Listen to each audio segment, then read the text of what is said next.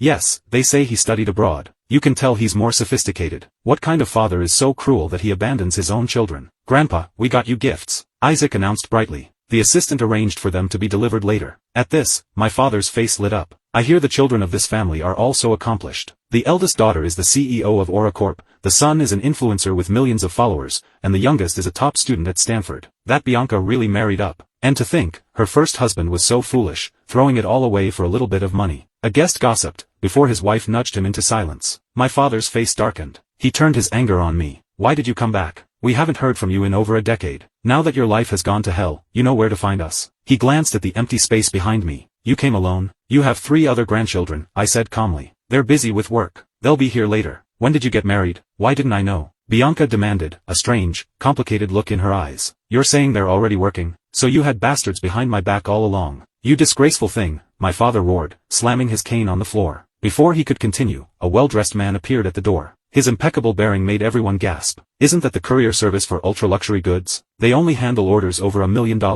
I heard the delivery fee alone is in the tens of thousands. Excuse me, the man said politely. Who is Mr. Victor Song? These are New Year's gifts from your 3 children. Please sign here. Hugo beamed and stepped forward. Mr. Song's children are so filial. Just look at the delivery man. These gifts must be very expensive. He took the clipboard to sign, but the courier stopped him, a complicated expression on his face. He gently blocked Hugo's hand as he reached for the packages. The recipient is listed as Mr. Victor Song. Sir, we cannot allow anyone else to sign. Who did you say the recipient is? Serena demanded, striding forward in disbelief. But when she saw the sender's names on the manifest, she relaxed. There must be a mistake. The recipient should be my father. The Clarity Group, Lionheart Media, and the Stanford Research Division. Weren't those her sister's business partner, her brother's investment firm, and her own university department? It was a holiday, and her grandfather's birthday. They were obviously gifts for her family. They had just sent them to the family home, and since Victor Song was the name on the old deed, they must have made a mistake. I watched her with a flicker of pity. Ma'am, these items are extremely valuable, the courier insisted. We can only release them to the person named.